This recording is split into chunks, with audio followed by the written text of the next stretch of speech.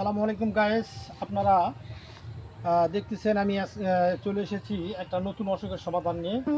যাদের যৌবন শক্তি একেবারেই দুর্বল, স্ত্রীর কাছে সহবাসে সময় দিতে পারেন না, স্ত্রীর কাছে ভয়ে লজ্জায় যেতে পারেন না, এরকম একটা অসুখের নাম বলতেছি, ওষুধের নাম বলতেছি।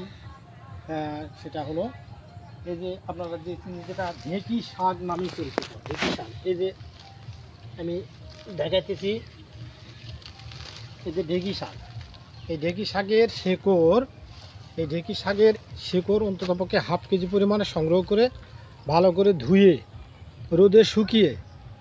রোদে শুকানোর পরে সুন্দর করে ভ্যালেন্ডার করে একবারে আটা তৈরি করে প্রতিদিন রাত্রে এবং সকালে 1 চামচ করে এই পাউডার যদি খায় তাহলে নারী মহলের রাজা হয়ে যাবে সে। অবশ্যই তার জন্য নারীর কাছে যেতে কোনো ভয় নেই।